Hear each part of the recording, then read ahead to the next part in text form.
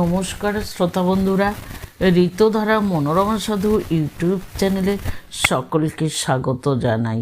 আপনারা শুনছেন আশাপূর্ণা দেবীর ত্রয়ী উপন্যাসের দ্বিতীয় উপন্যাস সুবর্ণলতার দ্বাদশ পর্ব। আসুন আজ দ্বাদশ পর্বটি শুনে সাথে থাকুন। স্বাধীনতা পরাধীনতা নিয়ে যে যেখানে মাথা ঘামাক, সত্যিকার স্বাধীনতা যদি কেউ পেয়ে থাকে তো পেয়েছে সুবর্ণলতার ছেলেমেয়েরা পিসির বাড়ি এসে। রাত দিন অনেকগুলো রক্তচক্ষুর তলায় থাকতে থাকতে ওরা জানতো না মুক্তির স্বাদ কী, স্বচ্ছন্দ চারণের সুখ কী।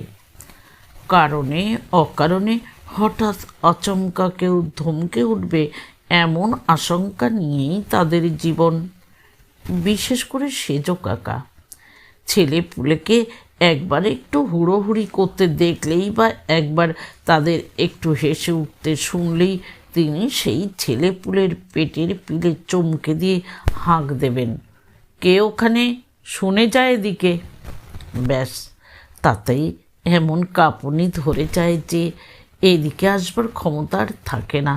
অতএব সেই না আসার অপরাধেই 82 শিক্ষা, মোগলাই গাট্টা, রাম চিমটি, শ্যাম চিমটি ইত্যাদি করে অনেক কিছুরই স্বাদ পেতে হয়।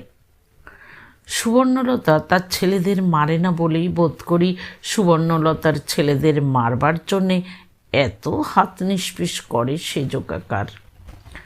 মা ঠেঙায় না ছেলেদের, এমন মেম সাহেবী আনা অস্বচ্ছ বলেই হয়তো সেজ কাকা মায়ের সেই মেম সাহেবী আনার শোধ নেন। ভাগ্নের গায়ে হাত তুলতে না হয় হাত কাঁপে, ভাইপোর গায়ে হাত তোলায় তো সে আশঙ্কা নেই। সেই আবহাওয়া থেকে এসে মাঠে মাঠে ঘুরে বেড়াচ্ছে ওরা। কাদা, মাটি, খড়, বাঁশ, পাতালতা নিয়ে যত রকম খেলা তা সব খেলছে। পিস্তুত ভাই বোনেরা সঙ্গী। কিন্তু আসল মজা হচ্ছে এখানে এসে অবধি শুধু পিস্তুত দাদা দিদিরাই নয়, আরও একজন তাদের খেলায় মহোৎসাহী সঙ্গী, তিনি হচ্ছেন মা। হ্যাঁ, মা। সুবর্ণলতা তার বয়স এবং পদমর্যাদার ভার ফেলে সমবয়সীতে নেমে আসে, রীতিমতো যোগ দেয় খেলায়। যেমন ছেলেরা উঠোনের মাঝখানে দুদিকে দুটো পুকুর কেটে মাঝখানে একটি সাঁকো বানাবে, অথচ জুত করতে পারছে না, কঞ্চি আর বাখারি নিয়ে হিমশিম খেয়ে যাচ্ছে। সুবর্ণলতা এসে পড়ে এবং বসে পড়ে, এক গাল হেসে বলে ওঠে, আমায় যদি তোদের খেলায় নিস তো আমি করে দিতে পারি। মাকে নেওয়া না নেওয়া আবার একটা কথা নাকি। ছেলেরা কৃতার্থমন্য হয়ে বলে ওঠে, তুমি আসবে? বললাম তো, যদি নিস। নেব, এসো তুমি খেলতে। অতঃপর নেমেই আসে সুবর্ণলতা, নেমে আসে শিশুর খেলা ঘরে। তোড়জোড় দেখে কে, এই একটা বাঁশ নিয়ে আয় দেখিন, এই একটা বড় দেখে গাছের ডাল নিয়ে আয় দেখি, ওই 4টি বুনো ফুলের চারা আনতে পারিস, আলাদা একটু বাগান করব। এমন সব ফরমাস করে সুবর্ণলতা, আর সেই আদেশ পালন করে ধন্য হয় ছেলেরা। মা একমুখ হাসছেন, মা সহজ হালকা স্রোতে গা ভাসাচ্ছেন। এর থেকে আনন্দের আর কি আছে? তা আজও সেই আনন্দ দিতে এলো সুবর্ণলতা। ওরা কৃতার্থমন্য হয়ে এগিয়ে আসে। সুবর্ণলতা বড় ছেলের দিকে তাকিয়ে বলে, খেলবো তোদের সঙ্গে, কিন্তু একটা শর্তে। সুবর্ণলতার মুখটা আলো আলো দেখায়। তারপর মাটি মাখতে মাখতে আসল কথাটি বলে সুবর্ণলতা, আমায় তোদের অম্বিকা কাকুর বাড়িতে একবার নিয়ে যাবি। অম্বিকা কাকুর বাড়ি? পরস্পর দৃষ্টি বিনিময় করে হেসে ওঠে। অম্বিকা কাকুর বাড়ি? সে তো ওইটা, ওখানে আবার নিয়ে যাওয়া কি? অর্থাৎ ওটা আবার একটা নিয়ে যাবার জায়গা নাকি? সুবর্ণলতাও কি তা জানে না? তবু সুবর্ণলতা তার ছেলের সাহায্য প্রার্থনা করে। একা ফট করে যেতে পারে না তো, শুধু একটা পুরুষ ছেলের নির্জন ঘরে যাওয়া। ছেলে একটা সঙ্গে থাকাই ভালো, তাই কৌতুক কৌতুক মুখ করে নিয়ে বলে, তা জানি রে বাপু, তবু চল না, মানে খেলার শেষে। আজকের খেলা একটা সত্যিকার বাড়ি তৈরি। গতকাল অনেক মাটি মেখে ছোট ছোট চৌকো চৌকো ইট তৈরি করে রেখেছিল।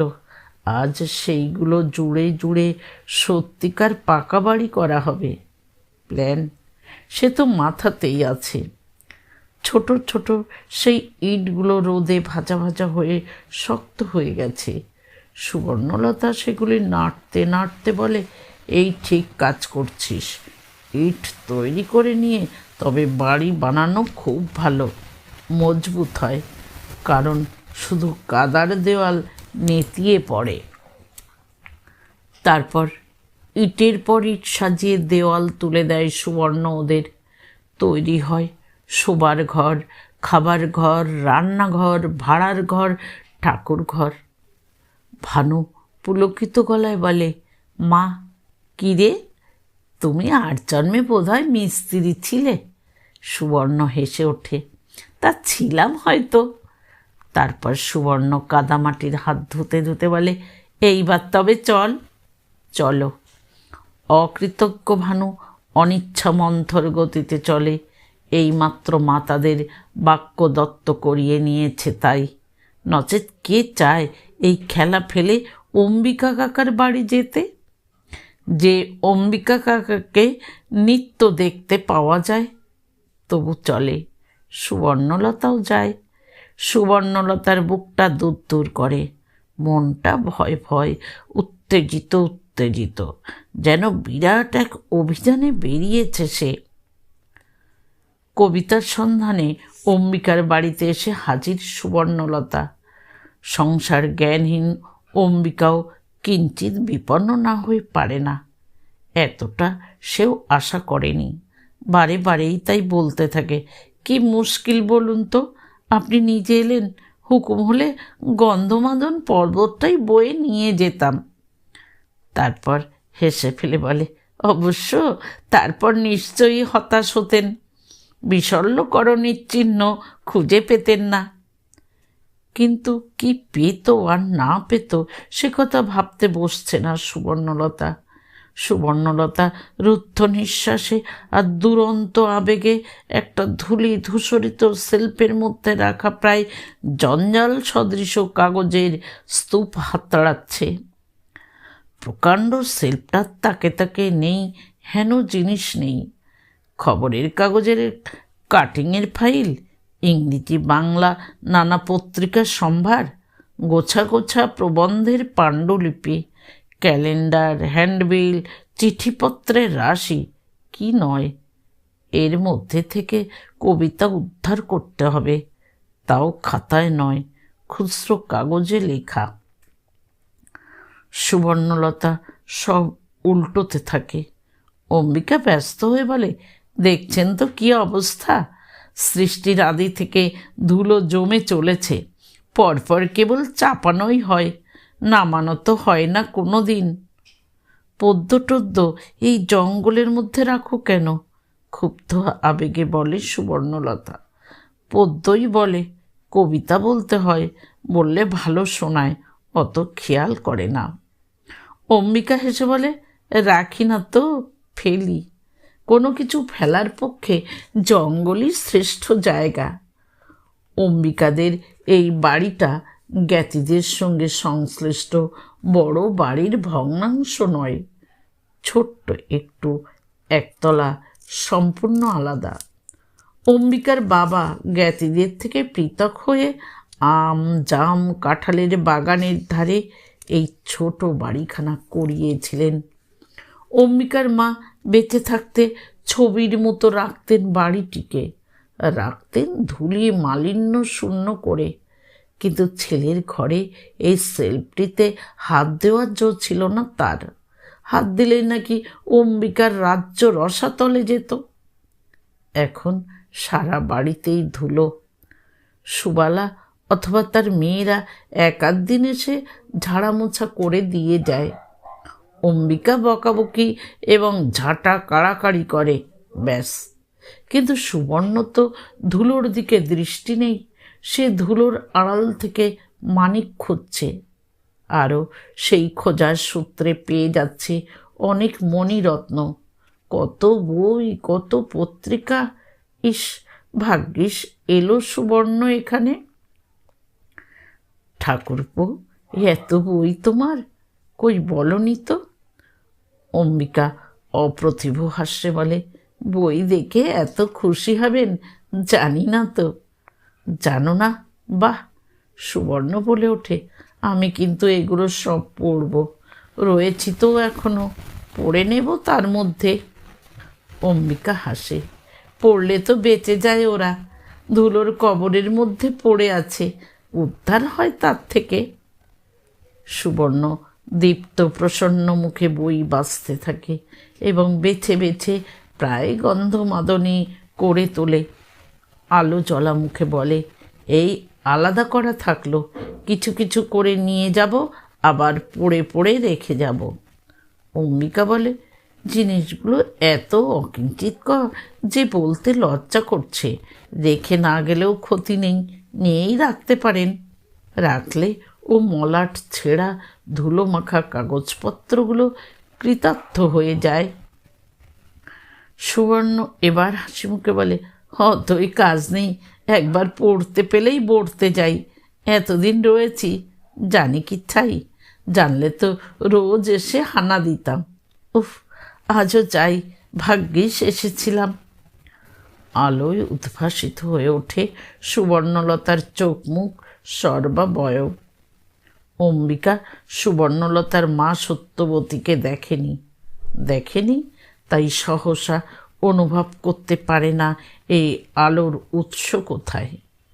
অম্বিকা অবাক হয়, অম্বিকা বোধ করি অপ্রতিভ হয়, যেন সুবর্ণলতা যে এতদিন টের পায়নি অম্বিকার ঘরের সেলফে 4টি মলাট ছেঁড়া সেলাই ঢিলে পত্রিকা আছে, সেটা অম্বিকারই ত্রুটি। সেই অপ্রতিভ মুখে বলে, আমারই উচিত ছিল আপনাকে দিয়ে আসা। সুবর্ণলতা সরল আনন্দে হেসে ওঠে, ও মা, তুমি কি করে জানবে যে তোমাদের মেজ বৌদি এমন বই হ্যাংলা? কিন্তু তা তো হলো, যার জন্যে এলাম তার কি? তোমার পদ্যের খাতা কোথায়? কি মুশকিল, বললাম তো, খাতা টাতা নেই, কদাচ কখনো প্রাণে জাগলো কিছু, হাতের কাছে যা পেলাম তাতেই লিখলাম, তারপর কোথায় হারিয়ে গেল। কখনো না, তুমি ঠকাচ্ছ। আরে না, বিশ্বাস করুন। অম্বিকা হাসে, এই যে তার সাক্ষী। হঠাৎ বালিশের তলা থেকে টেনে বার করে কয়েক টুকরো বালির কাগজ, হেসে হেসে বলে, কাল রাতে হচ্ছিল খানিকটা কবিত্ব, কই দেখি দেখি। সুবর্ণ পুলকিত মুখে হাত পাতে, অম্বিকা চৌকির উপর রাখে, হেসে বলে, যা হস্তান্তর তার উপর আবার কাটাকুটি। সুবর্ণ অবশ্য ততক্ষণে টেনে নিয়ে দেখেছে এবং হস্তাক্ষর সম্পর্কে যে অম্বিকা অতি বিনয় করেনি তা অনুভব করেছে, তাই কুণ্ঠিত হাস্যে বলে, বেশ, তবে তুমিই পড়ো। সুবর্ণলতা অবোধ বই কি, প্রস্তাবটা যে অশোভন অসামাজিক এ জ্ঞান হয় না কেন তার? হলেই বা 5টা ছেলে মেয়ের মা, তবু বয়স যে তার আজও 30-এও পৌঁছয়নি, এ খেয়াল নেই? একটা সম্পূর্ণ অনাত্মীয় যুবা পুরুষের একক গৃহে এসে বসে তার মুখে কবিতা শুনতে চাওয়ার কথা উচ্চারণ করলো সে কি বলে? আর অম্বিকা, সেও কি বাংলার গ্রামের ছেলে নয়? হয়তো এ একটা নতুন উত্তেজনা বলে লোভটা সামলাতে পারছে না। তার লোভী, লেখে সে ছেলেবেলা থেকেই, কিন্তু তার কবিতা সম্পর্কে কে কবে আগ্রহ দেখিয়েছে? কে কবে এমন আলো ভরা উৎসুক মুখ নিয়ে তাকিয়ে থেকেছে শোনাও বলে? তাছাড়া আর 5 জনের থেকে তফাৎ বই কি অম্বিকা।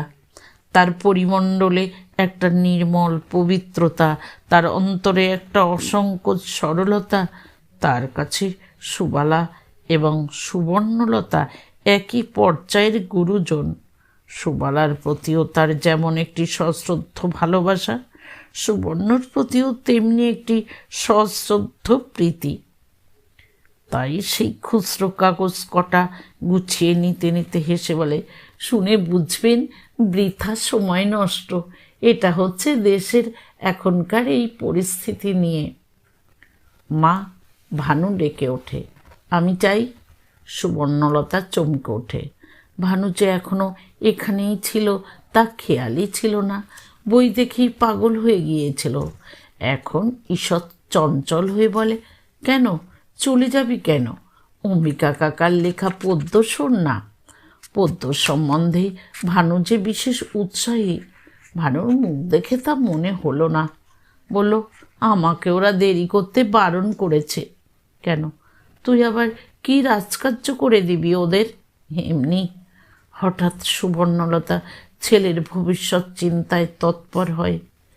লেখাপড়া তো সব শিখে উঠেছে, কর এবার। এরপর যেতে হবে না স্কুলে? অম্বিকা হেসে ওঠে। না, আপনি বড় সাংঘাতিক। একে বেচারাকে জোর করে কবিতা গেলাবার প্রস্তাব, তার উপর আবার পড়ার কথা মনে পড়িয়ে দেওয়া। যেতে দিন ওকে। চলুন বরং ও বাড়ি গিয়েই পড়া যাক। আমার লাজ লজ্জার বালাই নেই, দিব্যি ছাদ ফাটাবো। অম্বিকা স্বাভাবিক বুদ্ধিতেই সুবর্ণলতার সংকোচ বোঝে, তাই ও বাড়ির কথা তোলে। কিন্তু সুবর্ণ সহসা লজ্জায় লাল হয়ে ওঠে। ছি ছি, কি মনে করলো অম্বিকা ঠাকুরপো? মনে করলো তো সুবর্ণ একা তার ঘরে বসতে ভয় পাচ্ছে, অস্বস্তি পাচ্ছে। ছি ছি। সুবর্ণলতা সেই অস্বস্তিকে কাটালো। সুবর্ণলতা দৃঢ় হলো, বলে উঠল, না না, আবার এখন এ বাড়ি ও বাড়ি। পড়ো তুমি। এই মুখ্যটা যা তুই। পিসি জিজ্ঞেস করলে বলিস আমি এখানে আছি। সুবর্ণ বলেছিল, বলিস আমি এখানেই আছি। কিন্তু সত্যি কি তা ছিল সে? না, আর এক জগতে এসে পড়েছিল। তা মুখ দেখে তাই মনে হচ্ছিল বটে। আর এক জগতের। অম্বিকা পড়ছিল, ওই শোনো শোনো সাড়া জাগিয়েছে কালের ঘূর্ণি পথে, ভাঙনের গান গেয়ে ছুটে আয় মরণের জয়রথে। ওই দেখো কারা আসে দলে দলে, দেশ জননের পূজাবেদী তলে, অক্লেশে প্রাণ করে বলিদান হোমের আহুতি হতে। তাই দাঁড়ে দাঁড়ে ডাক দিয়ে যাই, চলো চলো ছুটে চলো, কে ওরা ভাঙিছে বন্দিনী মার চরণের শৃঙ্খল। ওদের সঙ্গে দে মিলায়ে হাত, বৃথা পশ্চাতে কর আখিপাত, বাঁধিবে কি তোরে শিশুর হাস্য প্রিয়ার অশ্রুজল। এখনো না যদি ভাঙিতে পারিস। পড়তে পড়তে থেমে যায় অম্বিকা। কুণ্ঠা কুণ্ঠা হাসি হেসে বলে, দূর, নিশ্চয় আপনার ভালো লাগছে না। ভালো লাগছে না?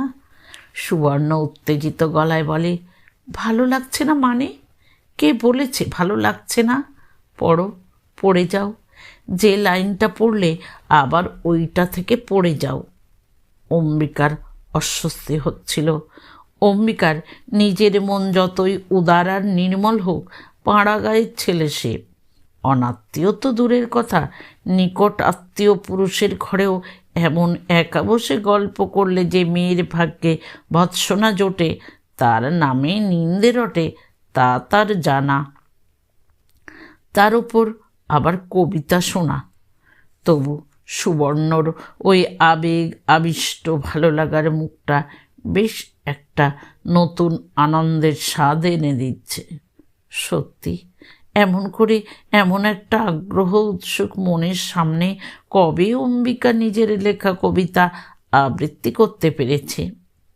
তাছাড়া অস্বস্তি যেমন ওদিকে, তেমনি এদিকেও অম্বিকার অস্বস্তি ভাবটা যদি মেজ বৌদির চোখে ধরা পড়ে যায় তাতেও লজ্জার সীমা নেই। উনি স্ত্রীলোক হয়ে সাহস করে বসে রইলেন, আর অম্বিকা, ধুর, উনি কত বড় গুরুজন ওর কাছে আবার। অতএব আবার গলা ঝেড়ে শুরু করে দেয় অম্বিকা, এখনো না যদি ভাঙিতে পারিস কখনো কি হবে আর? লৌহনিগড় গড়িবে আবার প্রবলের অনাচার, মরণকুণ্ডে ঝাঁপ দিতে এসে নতশিরে কি করে ফিরে যাবি শেষে? মস্তকে বহি কাটারে মুকুট, ললাটে অন্ধকার, বিশ্বজগৎ টিটকারি দেবে ধিক্কৃত উপহাসে। ষষ্ঠী আহত পশুর সমান কাপুরুষ কৃতদাসে, ভাবি তনয়ের ললাটাকে ফের দিয়ে যাবে এই কলঙ্ক জের। এই সেরেছে। অম্বিকা হাতের কাগজগুলো উল্টে পাল্টে দেখতে থাকে, বিপন্ন মুখে বলে, এর পরের পৃষ্ঠাটা আবার কোথায় গেল? নেই। সুবর্ণ চমকে ওঠে, আশাভঙ্গের উত্তেজনায় বলে, কি করে রাখো কাগজপত্র? কি করলে ছাই? রয়েছে তো কাগজ তোমার হাতে। অম্বিকা অপ্রতিভ মুখে বলে, এটা শেষ পৃষ্ঠা, মাঝখানটা একটা টুকরো কাগজে ছিল। আশ্চর্য, সুবর্ণর মনে আসে না সুবর্ণ অম্বিকার অভিভাবক নয়। মনে আসে না ওকে তিরস্কার করবার তার অধিকার আছে কি না। প্রায় অভিভাবকের ভঙ্গিতেই ক্রুদ্ধ তিরস্কার করে ওঠে, ধন্যী ছেলে, অমন ভালো জিনিসটা হারিয়ে ফেললে। অম্বিকা অপরাধী অপরাধী ভাবে বালিশের তলায় হাত বুলোয়, তোষক উল্টে দেখে, সুবর্ণ চৌকির তলায় উকি মারে হেঁট হয়ে। তারপর বিফল মনোরথ হয়ে বলে, না, সে নির্ঘাত হওয়ায় উড়ে বনে জঙ্গলে চলে গেছে, মুখস্থ নেই। অম্বিকা কুণ্ঠিত হাসি হাসে, না, এই তো মাত্র কাল রাত্রে লিখেছি। যাকে শেষটাই পড়ো, এত ভালো লাগছিল। অম্বিকা আবার পরের পাতাটায় চোখ ফেলে, বোধ করি নিজের এই মুখস্থ না থাকার জন্যে মরমে মরে। সেই কুণ্ঠিত গলাতেই পড়ে দাঁড়িয়ে দাঁড়িয়েই, কালিমাখা মুখে পৃথিবীর বুকে টিকে থেকে কি বা ফল? অকারণ শুধু ধ্বংস করিতে ধরার অন্ন জল। ক্ষুদ্র ক্ষতির হিসাব কষিয়া যে মাটি আগুলি রহিবি বসিয়া, দাবি দাওয়াহীন সে মাটির ঋণ শোধ দিবি কিসে বল? নাড়া দিয়ে ভাঙ পুরনো দেয়াল, কতকাল রবে খাড়া, শাসন রক্ত ভ্রুকুটির তলে মাথা তুলে আজ দাঁড়া। পীর দাপে যারা করে অন্যায় তারা যেন আজ ভালো জেনে যায়, বিশ্ববৃক্ষের উচ্ছেদ লাগি মাটিতেও জাগে সাড়া। অম্বিকা ঠাকুরপো, সহসা যেন একটা আর্তধ্বনি করে ওঠে সুবর্ণলতা। কি ভাগ্যি অম্বিকার হাতটাই চেপে ধরেনি। অম্বিকা ঠাকুরপো, ওইখানটা আর একবার পড়ো তো। অম্বিকা বিস্মিত হয়, অম্বিকা বিচলিত হয়। তাকিয়ে দেখে সুবর্ণর মুখে আগুনের আভা, সুবর্ণর চোখে জল। আশ্চর্য তো, মানুষটা এত আবেগপ্রবণ। একটু যেন ভয় ভয় করছে। কই পড়ো। সুবর্ণর কণ্ঠে অসহিষ্ণুতা।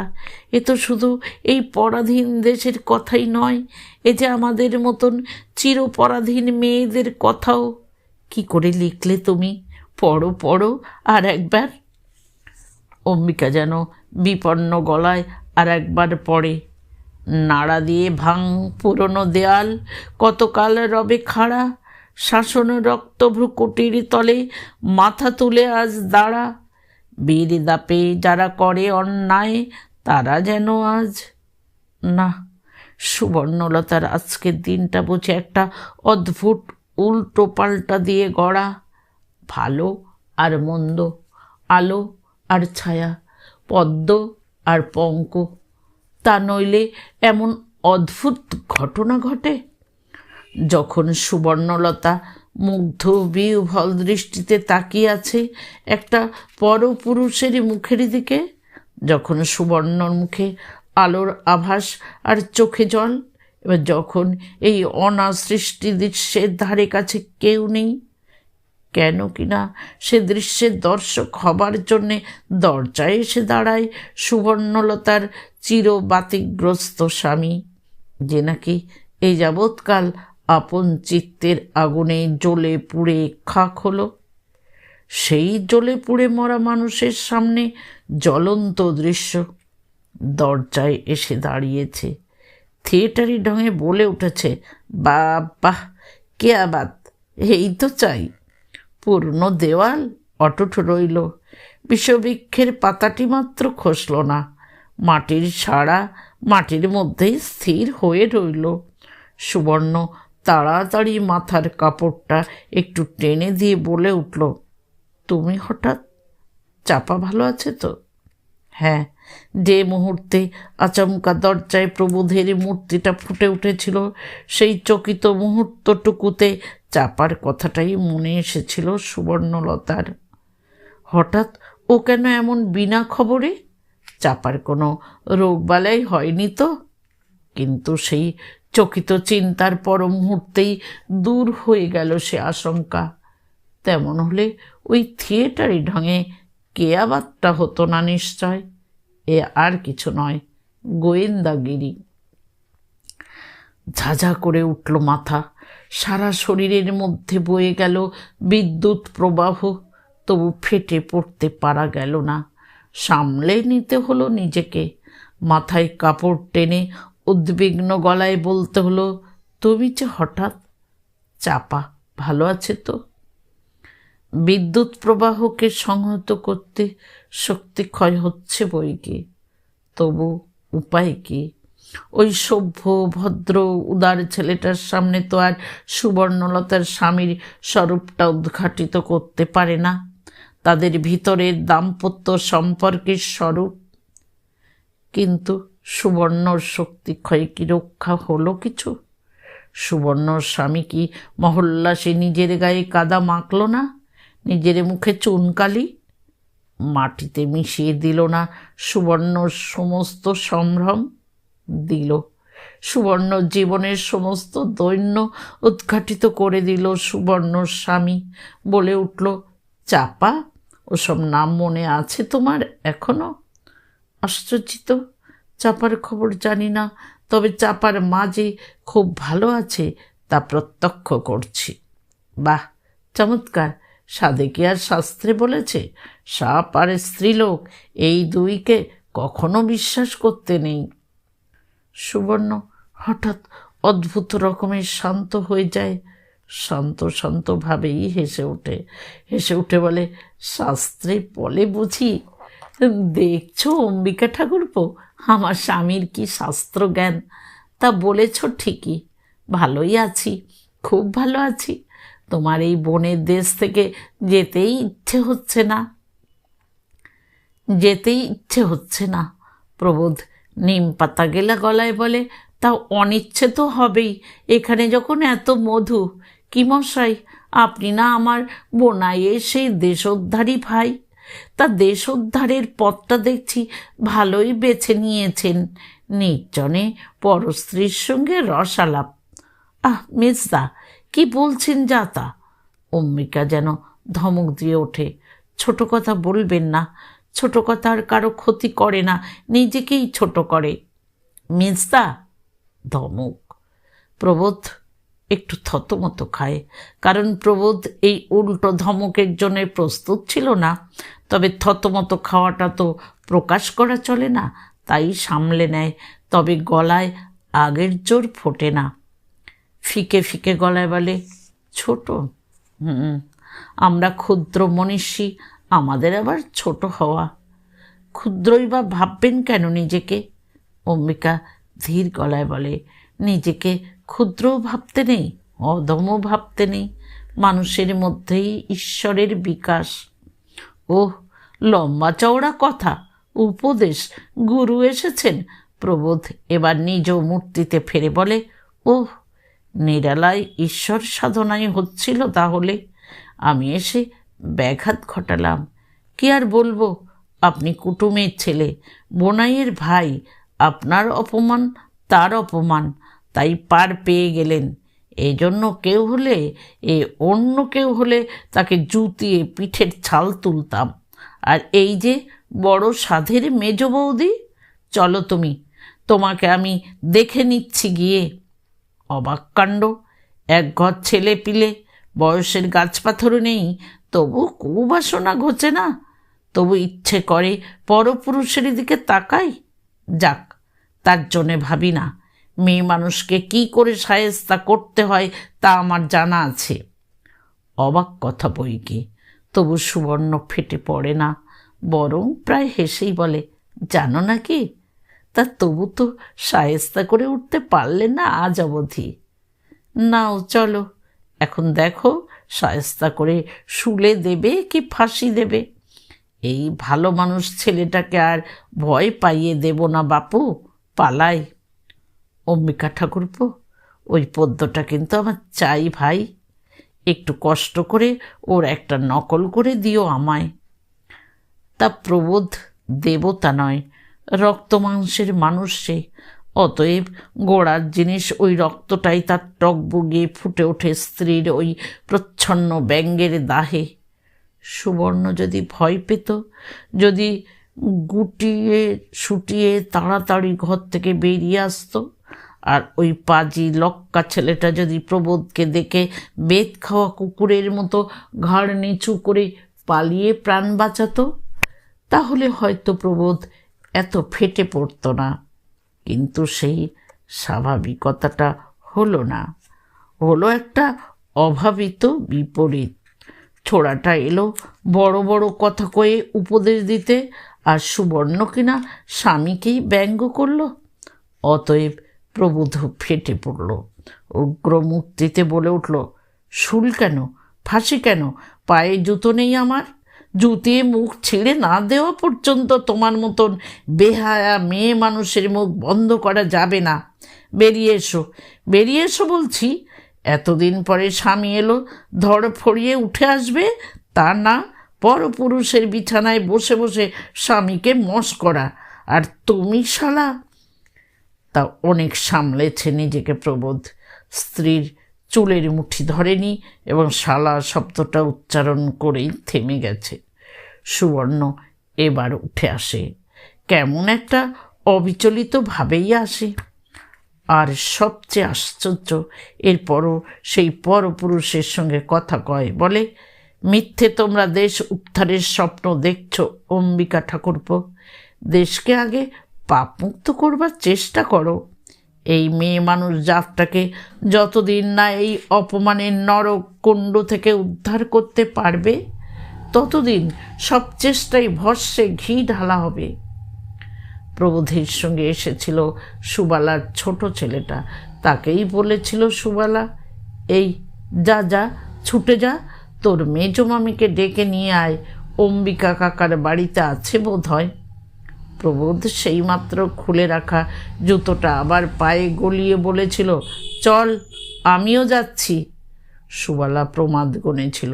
সুবালা তার মেজদাকে অনেক দিন না দেখলেও একেবারে চেনে না তা তো নয়, তাই বলে উঠেছিল, তুমি আবার কি করতে যাবে গো? এই তেতেপুরে এলে, তুমি বসো, হাত মুখ ধোও, ও যাবে আর আসবে, তুমি ততক্ষণ একটু মিস্ত্রির পানা খাও। প্রবোধ বোনের এই সহৃদয় আতিথ্যের আহ্বানে কর্ণপাত করেনি, গটগট করে এগিয়ে গিয়েছিল ছেলেটাকে চল বলে একটা হুমকি দিয়ে। সুবালা কিংকর্তব্য বিমূঢ় হয়ে দাঁড়িয়েছিল। মেজদার পিছু পিছু গেলে যে ভালো হতো সেটা তখন মনে পড়েনি তার। মনে পড়িয়ে দিলেন ফুলেশ্বরী, বললেন, তুমিও গেলে পারতে বৌমা, মনে হচ্ছে মেজ ছেলে একটু রাগী মানুষ। একটু রাগী? সুবালাও রেগে ওঠে, বলে, আজন্মের গোয়ার বউটাকে কি তিলার্ধ স্বস্তি দেয়? রাত দিন সন্দেহ, ওই বুঝি বউ মন্দ হলো। তার ওপর আবার মেজ বউ বা মরতে একা মেয়ে মানুষ পদ্য শুনতে ওর ঘরে গেল কেন ছাই, তাও জানি না। পদ্য শুনতে? হ্যাঁ গো, বলল তো তাই কানু। মা অম্বিকা কাকার বাড়ি আছে পিসি, পদ্য শুনবে। পদ্য টদ্য লেখে তো ঠাকুরপো, আর মেজ বউ তেমনি পাগল, জানিস যখন বড় ওই রকম। ফুলেশ্বরী আসতে বলেন, সংসারে এই পাগলদেরই সবচেয়ে বিপদ বৌমা। সুবর্ণর মতন মেয়ে সংসারে দুর্লভ, কিন্তু সবাই তো ওকে বুঝবে না। একা বেটা ছেলের বাড়িতে যেতে নিন্দে, এ বোধই নেই ওর। গঙ্গা জলে ধোয়া মন ওর। তা তো ধোয়া, এখন জানি না কি খোয়ার হয়। যা আগুন হয়ে গেল মেজদা, তাতেই বলছিলাম তুমি সঙ্গে গেলে পারতে। তাই দেখছি, কিন্তু এখন আবার গেলে। তা হোক বৌমা, তুমি যাও। রাগের মাথায় যদি ঠেলে সুবর্ণকে একটা চড়া কথা বলে বসেন, ভারী লজ্জার কথা হবে। অম্বু আমাদের আপন, ওদের তো কুটুম। তবে যাই, উনুনে যে আবার দুধ বসানো, দুধ আমি দেখছি, তুমি যাও। আমার মন নিচ্ছে দাদা তোমার বকাবকি করবে। সুবালা অতএব দাওয়া থেকে নামে, আর মনে মনে ভাবে, মেজদার এই দুম করে আসাটাই ফন্দির। জানি তো সন্দেহবাতিক মানুষ, আর মজা দেখো, কোনো দিন মেজ বউয়ের এ খেয়াল হয় না। মরতে চাই আজই। মেজদাকে বলি হারি, অমন পরিবার মর্ম বুঝল না, বুঝবে কি? মর্মবস্তুটা নিজের থাকলে তো। দ্রুত এগোতে থাকে সুবালা। হয়তো সুবালা ঠিক সময় পৌঁছতে পারলে ব্যাপার সমে আসত। হয়তো সুবালাই গিয়ে বলে উঠত, কি জ্বালা মেজ বউ, তুই এখানে বসে বসে পদ্য শুনছিস, আর মেজদা যে এইদিকে মন কেমনের জ্বালায় ছুটে পুটে চলে এসে তোকে না দেখে বিশ্বভুবন অন্ধকারে দেখছে। হয়তো যা হোক করে কেটে যেত ফাড়া, কিন্তু কাটবার নয়, তাই কাটল না। সুবালা বেরিয়ে দুপা যেতেই গরুর রাখালটা কাদো কাদো হয়ে ধরল। ও মা, মোংলের বাছুরটা পেলে গেছে, পালিয়ে গেছে। গো মা, কে তো খুঁজনু, বলে বিবরণ দিতে বসে তার খোঁজা পর্বের। আচ্ছা তুই দাঁড়া, আমি আসছি, বলে সুবালা এগিয়ে যায়। কিন্তু যখন পৌঁছায় তখন তার মেজদা শেষ বাণী উচ্চারণ করছে। জুতিয়ে মুখ ছিঁড়ে না দিলে যে মেয়ে মানুষ শায়েস্তা হয় না, সেই অভিমত ব্যক্ত করছে। সুবালার সর্বাঙ্গ দিয়ে ঘাম ঝরে যায়। সুবালা মরমে মরে যায়। অম্বিকা ঠাকুরপোর সামনে এইসব কথা, তা ও সুবালারই দাদার মুখ থেকে। নিরুপায় একটা আক্ষেপে হঠাৎ চোখে জল আসে তার। যেমন এসেছিল তেমনি দ্রুত পায়ে ফিরে যায়। সুবর্ণলতা টের পায় না তার এই অপমানের আরও একজন সাক্ষী রয়ে গেল। কিন্তু অত অপমানের পর আবার সুবর্ণ সেই স্বামীর পিছু পিছু সেই ঘরে ফিরে গেল। সুবর্ণলতা না সত্যবতীর মেয়ে? তাই তো, সুবর্ণলতা না সত্যবতীর মেয়ে, যে সত্যবতী স্বামীর কাছ থেকে আঘাত পেয়ে এক কথায় স্বামী সংসার ত্যাগ করে গিয়েছিল, আর ফেরেনি।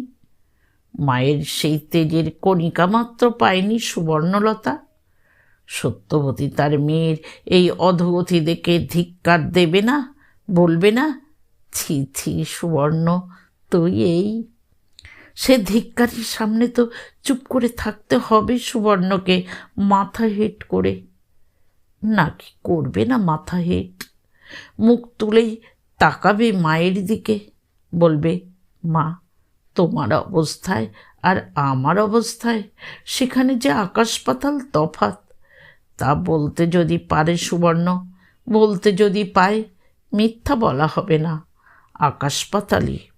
সুবর্ণর মার জীবনের পৃষ্ঠপটে ছিল এক অত্যুজ্জ্বল সূর্যজ্যোতি। সত্যবতীর বাবা সত্যবতীর জীবনের ধ্রুবতারা, সত্যবতীর জীবনের বনেদ, সত্যবতীর মেরুদণ্ডের শক্তি। সুবর্ণর পৃষ্ঠপটে শুধু এক টুকরো বিবর্ণ ধূসরতা। সুবর্ণর কাছে বাবার স্মৃতি। বাবা প্রতারণা করে তার বিয়ে ঘটিয়ে জীবনটাকে ধ্বংস করে দিয়ে নির্লিপ্ত হয়ে বসে আছে। সুবর্ণর বাবা সুবর্ণর ভাগ্যের শনি, আর স্বামী ভাগ্য সেও কি কম তফাৎ। সত্যবতীর স্বামী অসার অপদার্থ ছিল, কিন্তু অসভ্য অশ্লীল ছিল না। সত্যবতীর অযোগ্য হতে পারে, তবে সে অত্যাচারী নয়। কিন্তু সুবর্ণলতার ভাগ্যে তো মাত্র ওই দ্বিতীয় বিশেষণগুলোই। আজীবন সুবর্ণকে একটা অসভ্য অশ্লীল আর অত্যাচারীর ঘর করতে হচ্ছে। ত্যাগ করে চলে যাবে কখন? সোজা হয়ে দাঁড়াতে শিখবার আগেই তো ঘাড়ে পিঠে পাহাড়ের বোঝা হয়ে উঠেছে জমে। ওই বোঝার ভার নামিয়ে রেখে চলে যাবে সুবর্ণ তার সন্তানদের মধ্যেও নিজের জীবনের প্রতিচ্ছবি দেখতে। হয়তো আরও কালিমাখা হবে সে ছবি। সুবর্ণ তাই তার মার সামনে মুখ তুলে বলতে পারবে, মা, তোমার মেয়ে তোমার মতো নিষ্ঠুর হতে পারেনি, এই তার ত্রুটি। তোমার মতো হালকা ছোট্ট সংসার পায়নি, এই তার দুর্ভাগ্য। তোমার মেয়ে মায়ে তাড়ানো বাপে খেদানো তেষ্টা ফলাবে তবে কোন পতাকা তলে দাঁড়িয়ে? ধিক্কার তুমি দিতে এসো না মা, শুধু এইটুকু ভেবো, সকলেরই জীবন সমান নয়। সবাইকে একই মাপকাঠিতে মেপে বিচার করা যায় না। যাকে বিচার করতে বসবে আগে তার পরিবেশের দিকে তাকিও। সুবর্ণর পরিবেশ সুবর্ণকে অসম্মানের পাকেই পুঁতে রেখেছে। সুবর্ণ আবার এইটুকু অসম্মানে করবে কি? আর সুবর্ণর দেহ কোটরে এখনো না শত্রুর বাসা, তাকে বহন করে নিয়ে যাবে কোন মুক্তির মন্দির পথে। সুবর্ণকে অতএব সেই পথেই নেমে যেতে হবে। যে পথের শেষে কি আছে সুবর্ণ জানে না, পথটা অন্ধকারে ভরা, এই জানে শুধু। কিন্তু সুবর্ণ হয়তো একদিন তার সন্তানের মধ্যে সার্থক হবে, মাথা তুলে দাঁড়াবে পৃথিবীর সামনে। সেই স্বপ্নই দেখে সুবর্ণ, সেই ভবিষ্যতের ছবিতেই রং দেয়। এখন অতএব আর কিছু করার নেই সুবর্ণর, তাই স্বামীর পিছু পিছু চলে যাওয়া ছাড়া। ফুলেশ্বরী ন্যাড়া মাথাটায় ঘোমটা টানেন। ফুলেশ্বরী অবাক গলায় কুটুমের ছেলেকে সম্বোধন করে বলেন, সে কি বাবা, এই এসে এই চলে যাবে কি? বোনের বাড়ি এসেছ, একটা বেলাও তো থেকে যাবে। প্রবোধচন্দ্র গম্ভীর গলায় বলে, থাকবার জো থাকলে থাকা যেত, সময়ের অভাব। আহা, আসছে কাল তো ছুটির বার, অন্য কাজ আছে। নিরস গলায় বলে কথাটা প্রবোধ। মাউইমার অনুরোধের সম্মান রাখবে এমন মনে হয় না, কিন্তু ফুলেশ্বরী তবু অনুরোধ করেন, কারণ ফুলেশ্বরীর বউ তার শরণ নিয়েছে। বলেছে, মা, যা মুখ করে বসে আছে মেজদা, দেখেই তো পেটের মধ্যে হাত পা সেদিয়ে যাচ্ছে। আপনি একটু বলুন, আপনার কথা ঠেলতে পারবে না।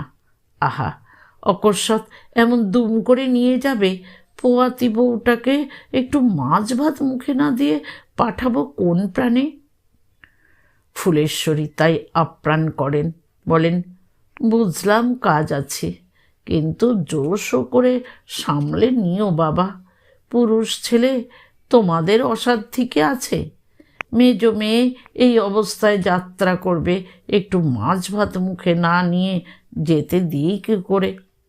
আমি তোমার হাতে ধরে অনুরোধ করছি বাবা।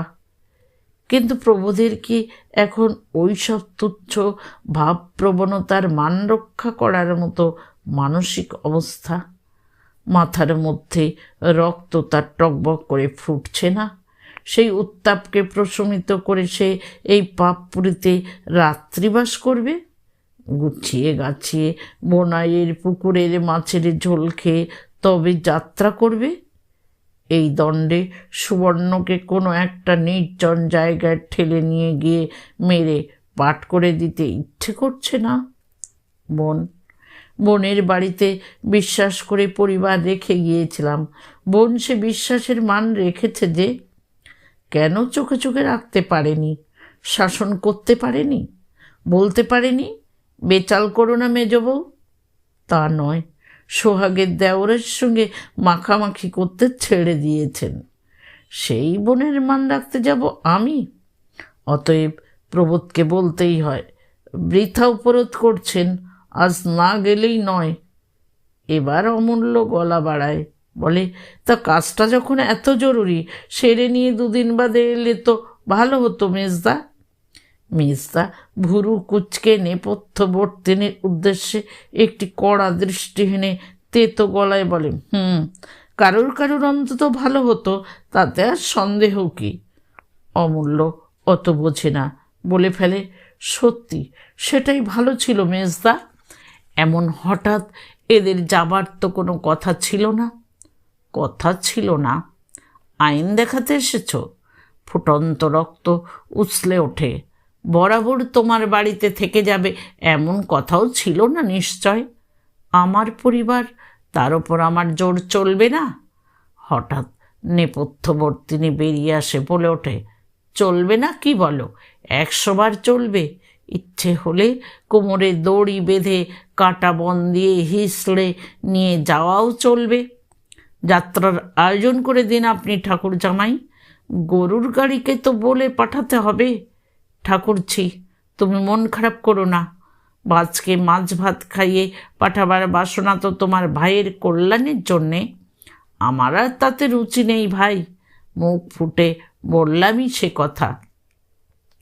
সুবালা মনে মনে শিউরে উঠে বলে, দুর্গা দুর্গা।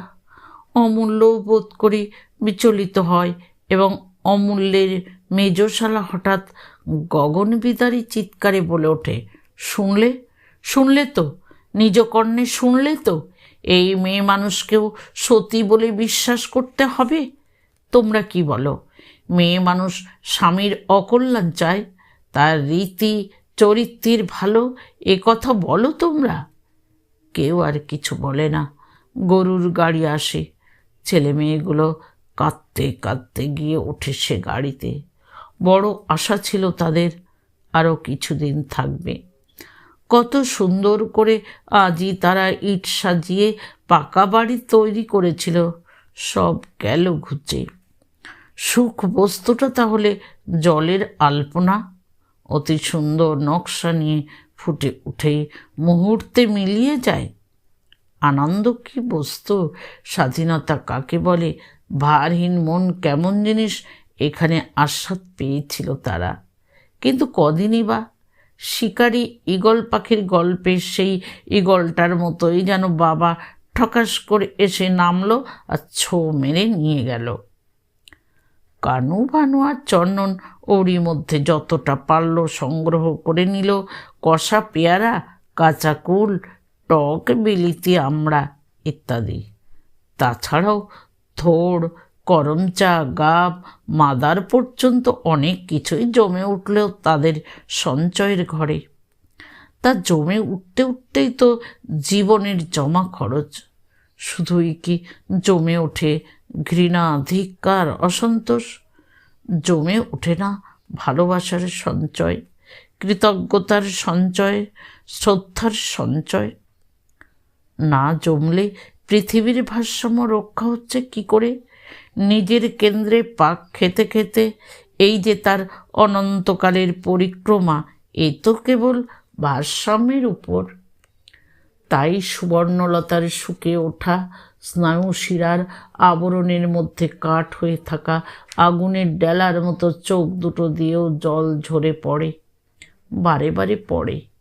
সুবালা যখন আলতা পরিয়ে দিতে দিতে অনবরত হাঁটুতে মুখ ঘষতে চোখ মুছে, তখন পড়ে।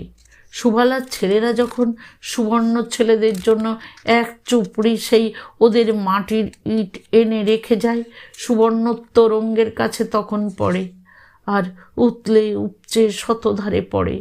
যখন ফুলেশ্বরী তার সুদূর ভবিষ্যতের প্রপৌত্রের উদ্দেশ্যে রচিত বহু পরিশ্রম সঞ্জাত আর বহু কারুকার্য খচিত কাতাকারি ভাঁজ করে এনে বলেন, জিনিসের মতন জিনিস একটু হাতে করে দেবার ভাগ্যি তো করিনি মেজো মেয়ে। একখান লাল পেড়ে কোরা শাড়ি এনে দেবার সময়ও দিলেন না ছেলে। এইখানি রাখো। যে মনীষীটুকু আমার সংসারে কদিন বাস করে গেল, অথচ কিছু দেখলো না, জানলো না, তার জন্যে ঠাকুমার হাতের এই চিহ্নটুকু। তখন তখন চোখের জলে পৃথিবী ঝাপসা হয়ে গেল সুবর্ণর। সুবর্ণর মুখ দিয়ে কথা বেরোলো না। সুবর্ণ শুধু সেই অমূল্য উপহারখানি হাতে নিয়ে মাথায় ঠেকালো। সুবর্ণর চোখে এত জল। সুবর্ণ আর 5টা সাধারণ মেয়ের মতো যাত্রাকালে কেঁদে ভাসাচ্ছে। একটু যেন অপ্রতিভ হলো প্রবোধ, একটু যেন বিস্মিত। যাত্রাকালে তাই বেশি শোরগোল তুলল না। আর গরুর গাড়িতে ওঠার পর অমূল্য যখন বিরাট একটা বোঝা এনে চাপিয়ে দিল গাড়িতে, তখনও বিনা প্রতিবাদে নিল সেই ভার। আরও একবার চোখের জল। সুবর্ণ সেই বোঝাটার দিকে তাকালো। সুবর্ণ মুহূর্তখানেক স্তব্ধ হয়ে রইল। সুবর্ণ চোখ দিয়ে আস্তে আস্তে বড় বড় মুক্তোর মতো কয়েকটি ফোঁটা গড়িয়ে পড়ল। ধুলো মাখা মলাট ছেঁড়া দড়ি দিয়ে থাক করে করে বাঁধা এক বোঝা পুরনো মাসিকপত্র নিয়ে এলো অমূল্য। ব্যস্ত ভঙ্গিতে বলল, মেজদা, যদি একটা উপকার করো, বইগুলো কলকাতায় একজনকে দেবার কথা, তো এই সুযোগে তোমার গলায় চাপাচ্ছি, যদি নিয়ে যাও। প্রবোধ আমার দ্বারা হবে না বলে চেঁচিয়ে উঠল না। নিমরাজির সুরে বলল, তা আমি কাকে দিতে যাব? আরে না না, তোমায় দিতে যেতে হবে না। সে যখন কলকাতায় যাওয়া টাওয়া হবে দেখা যাবে। তুমি শুধু সঙ্গে করে নিয়ে গিয়ে তোমার ঘরে রেখে দিও। এত জায়গা কোথায়? ঘর তো বোঝাই। এইটুকু বলে প্রবোধ। অমূল্য আরও ব্যস্ততার ভাবে বলে, চৌকির তলায় টলায় যে করে হোক। দেখতেই তো পাচ্ছ, দামের জিনিস নয়, তবে জহুরির কাছে জহরের আদর। জায়গা একটু দিও দাদা। চোখের জল পড়ে পড়ে একসময় শুকিয়ে যায়। সুবর্ণ তবু নির্নিমেষে সেই জহরগুলোর দিকে তাকিয়ে থাকে। আর একসময় খেয়াল হয় তার, অম্বিকা নামে সেই উদো বাঁধা ছেলেটা সরল বটে, কিন্তু নির্বোধ নয়। কিন্তু এই নির্মল ভালোবাসার উপহারগুলির পরিবর্তে একটু নির্মল প্রীতির কৃতজ্ঞ হাসি হাসবার অবকাশও পেল না সুবর্ণ, হয়তো জীবনেও পাবে না। আগে ইচ্ছে হয়েছিল ওদের গ্রামের আওতা থেকে বেরিয়ে একবার রেলগাড়িতে উঠতে পারলে হয়। সুবর্ণকে বুঝিয়ে ছাড়বে মেয়ে মানুষের বার বাড়লে তার কি দশা হয়। কিন্তু করায়ত্ত করে ফেলার পর সে দুরন্ত দুর্দমনীয় ইচ্ছেটা কেমন যেন মিয়ে গেল। আর বোধ করি এই মিয়ে যাবার দরুণই হঠাৎ প্রবোধচন্দ্রের একটু বিচক্ষণতা এলো। ছেলে মেয়েরা বড় হয়েছে, ওদের সামনে ওদের মাকে বেশি লাঞ্ছনা না করাই ভালো। তবে কাহা তো কাজ চুপ করে বসে থাকা যায় অপ্রতিভের চেহারা নিয়ে?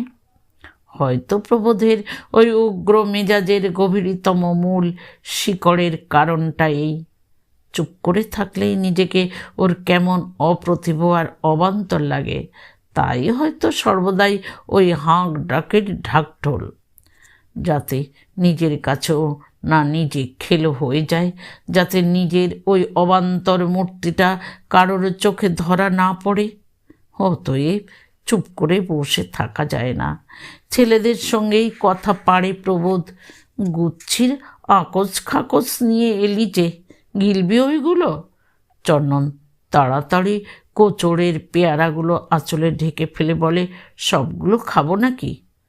আহা, তা না হোক, কিছুও যাবে তো, পেটে গেলে রক্ষে থাকবে। ফেলে দে, ফেলে দে। বারে চন্দনের স্বর অনুনাসক হয়ে ওঠে। কত কষ্টে গাছ ঠেঙিয়ে নিয়ে এলাম। আহা, কি অমূল্য নিধি! প্রবোধ আবার কৌতুক রস পরিবেশন করে। অমূল্য পিসের দেশের অমূল্য বস্তু। তারপর ভানুকানুকেও কিছু উপদেশ দেয়, কিছু জেরা করে এবং একটু পরেই গলাটা ঝেড়ে নেয়। সুবর্ণলতা কি বোঝে না কিছু? বোঝে না ছেলেদের সঙ্গে ওই বৃথা বাক্য ব্যয়টা আসলে গৌরচন্দ্রিকা এইবার আসল পালা ধরবে। কম দিন তো দেখছে না লোকটাকে, তা অনুমান মিথ্যা হয় না। গৌরচন্দ্রিকা শেষ করে মূল পালায় আসে প্রবোধ। হাসির মতো সুরে বলে, বাবা, এমন কান্না জুড়লে তুমি! মনে হচ্ছিল যেন বাপের বাড়ির মেয়ে শ্বশুর বাড়িতে যাচ্ছে। বলা বাহুল্য, উত্তর জুটল না। শুধু নিরুত্তর কথাটা আর চেষ্টাকৃত হাসিয়া যেন বাতাসে মাথা কুটল। একটু অপেক্ষা করে আবার বলে ওঠে, কি করব, কাজ বলে কথা। মেয়ে মানুষের বোঝবার ক্ষমতাই নাই। তবে এও বলি, বাড়াবাড়িটা কিছুই ভালো নয়। জামাই, বেয়াই, নন্দাই এইসব হলো গিয়ে তোমার আসল কুটুম্ব। তাদের বাড়ি থেকে আসছো, যেন সমুদ্র বহাচ্ছ। তবুও নিরুত্তর থাকে সুবর্ণ। চুপচাপ বসেই থাকে ছুঁয়ের মধ্যে আকাশের দিকে চেয়ে। প্রবোধ আবার বলে, যাই বলো, আমি একেবারে তাজ্জব বনে গেছি। কখনো যার চোখে জল দেখিনি সেই মেয়ে মানুষ কিনা কেঁদে ভাসালো। সুবর্ণ তবু তেমনি নির্বিকার চিত্তে বসেই থাকে। প্রবোধ এবার একটা নিঃশ্বাস ফেলে, আপন মনে বলে, উহ, খাটুনি যে কি জিনিস তা এই শালাই হাড়ে হাড়ে টের পাচ্ছে। তবু সুবর্ণ নীরব। প্রবোধ এবার আর একটা নিঃশ্বাস ফেলে, ক্লিষ্ট ক্লান্তর ভূমিকা নেয়, বলে, কথায় বলে ব্যথার ব্যাথি, তা বিয়ে করা স্ত্রী যার ব্যথার ব্যাথি নয়, তার আবার কিসের ভরসা? এ কথা কারুর একবার মনে এলো না যে। তাই তো, লোকটা বিনা নোটিশে এমন হুট করে এলো কেন? দোষটাই দেখে জগৎ, কারণটা দেখে না। তথাপি সুবর্ণর ঘাড় ফেরে না। এইবার হতএব শেষ চাল চালে প্রবোধ। মাথাটা যা টিপটিপ করছে, হাড়ের জ্বর টেনে না বার করে। এইবার উদ্দেশ্য সিদ্ধ হয়। সুবর্ণ এই ডাহা মিথ্যেটা বরদাস্ত করতে পারে না। বলে ওঠে, শুধু জ্বর, জ্বর বিকার নয়। হয়তো প্রবোধের সন্ধির মনোভাব দেখে ঘেন্নাতেই বলে, রাগ করবার কথা, রাগ করে চেঁচিয়ে উঠবার কথা। কিন্তু আশ্চর্য, সেসব করে না প্রবোধ। বরং নিশ্চিন্ত গলায় বলে, তা সেটা হলেই বোধহয় খুশি হও তুমি। সুবর্ণ আবার মুখটা ফিরিয়ে নিয়ে জানলার দিকে রাখে। শুধু উদাস উদাস গলায় বলে, খুশি? কি জানি, জিনিসটার আস্বাদ তো জানলাম না একাল অবধি। বন্ধুরা, আজকের দ্বাদশ পর্ব এখানেই শেষ হলো। যারা প্রথম থেকে শেষ পর্যন্ত সাথে থাকলেন তাদের অনেক ধন্যবাদ। দেখা হচ্ছে আগামীকাল ঋতুধারা মনোরমা সাধু ইউটিউব চ্যানেলে ঠিক সকাল 10টায়। ততক্ষণে সবাই সুস্থ থাকুন, আনন্দে থাকুন, সঙ্গে থাকুন, সঙ্গে রাখুন। নমস্কার।